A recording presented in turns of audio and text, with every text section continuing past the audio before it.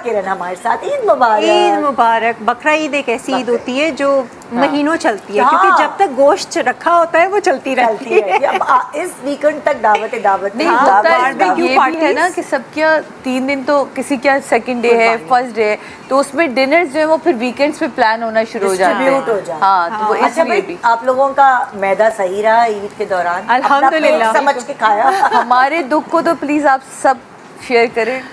चांद रात के दिन दाड़ ने कहा कि मैं जागूंगी, और मत पूछे, ईद से पहले दाड़ का दर्द। और मैं ना घर में सारे लोग करी चाप खाओ, मटन कढ़ाई खाओ, मेरी इधर रूट कनाल होने दो, फिर मैं भी खाऊंगी। ये वाला हाल रहा मेरे साथ। तो बहुत जहरीला पन था, लेकिन बस वो भी वक्त गुजार दिया। सुबह पहले नाश्ते में पूरी और वो जो आलू की तरकारी और वो हुआ, फिर 1 बजे हमारा आया था कसाई।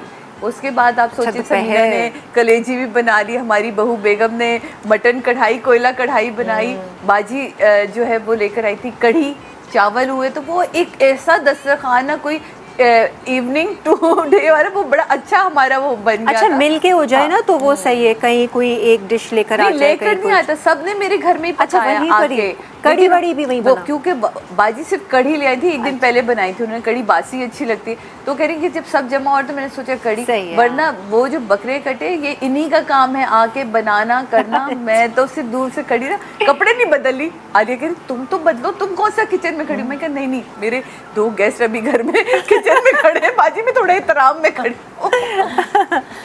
तो भाई दावत कहानी कुछ इस तरह शुरू हुई, मैं बताती हूँ, फिर आप एक एक करके बताइएगा। मैंने जैसे बताया, हमारे यहाँ दोपहर को दावत होती है, तो सुबह 10 बजे तक सब चीज़ें निमट गई। उसके बाद हमने जो रखी थी लंच में डिशेस, उसमें थी एक मेडिटेरेनियन बीफ जो मैं यहीं से सीख के गई थी। मेरे शो पे लास्ट जो शो था उसी से सीखी थी। वो देसी स्टाइल की? नहीं, मेडिटेरेनियन वो था कि हुमस था। हुमस के अंदर चने थे, उसके बीफ फ्राई करके उसके ऊपर डाले थे।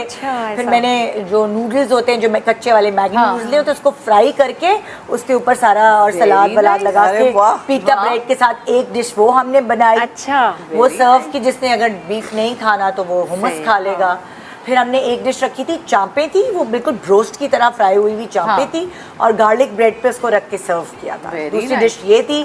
तीसरी डिश हमारे घर एक मटन स्टू बनता है, वो मशहूर ज़माना है। मटन स्टू था ग्रेवी के साथ थोड़ा, वो था। फिर हमारे पास अगली डिश थी लजानिया, कि अगर जो बच्चे बीफ नहीं खाते, मटन नहीं खाते, उसमें चिकन का कीमा था, तो वो लजानिया सही है। और 5वीं क्या है वो मुझे याद नहीं आ रही। हाँ, ये चावल नहीं रखे इस दफा। ये मटन चावल आती थी, बहुत अच्छा। हाँ, है ना? हाँ। चावल हमने सोचा था कि हम रखेंगे, मगर जो है ना, हमने कहा इस दफा, क्योंकि मेरे फैमिली चावल खाने की इतनी शौकीन है नहीं। अच्छा, तो चावल नहीं रखा था, उसकी जगह हमने वो रख दिया था ना, लजानिया। अच्छा, सही है। पास्ता गया और नान रोटी, ये वो थी। 5वीं डिश मुझे याद नहीं आ रही, इस वक्त आएगी तो बता दूं। कलेजी वलेजी कुछ बनी है? कलेजी, ऐसे कैसे हो सकता है? कलेजी पोटे, वो सारी चीजें थी, वो थी। अच्छा, ये तो हमने सारी, मैंने बताया कि हमने डेकोरेशन से इस वक्त टेबल कुर्सी मंगा के हमने सब खाना जो है ना वो एक साथ सारे 30 के 30 लोग टेबल पे बैठकर एक साथ आमने सामने बैठ के गप भी लग रही थी। और वो क्योंकि हमारी डाइनिंग टेबल 8 लोगों को 8 लोगों को सर्व करती है, तो इसीलिए हमने डेकोरेशन से चीज़ें मंगा के, और फिर वो किचन के आगे ही हमने पूरा सोफे वोफे खाली करके लाउंज में पूरी लंबी सी टेबल लगा दी, सबने एक साथ बैठ। ये एफर्ट कितनी काउंट करती है कि आप अगर अपने गेस्ट को बुला रहे हैं तो कितना आपने उसके लिए प्लान किया कि सब साथ बैठे। तो ये बहुत सारे लोगों को ये वाली नहीं आती। इस दफ़ा जो है ना वो टेबल की तस्वीरें खींचना रह गया। मैंने बहुत अच्छे से डेकोर किया था। सब जो चांपे हैं वो 3 टियर की उसमें डिशेस में सर्व की थी उस तरह, ताकि ज़रा टेबल अच्छी लगे। और फिर ड्राइंग रूम में जहाँ एसी था, इतनी गर्मी थी ना, तो उधर हमने पूरी डेजर्ट टेबल डेकोरेट की। अच्छा, डेजर्ट में क्या था ये भी तो बताएं। शाही टुकड़े थे और केक्स थे, और वॉलनट टॉफ़ी जो हमारी ट्रेडिशनल एक डिश होती है वो थी, और मिठाइयाँ थी। तो ये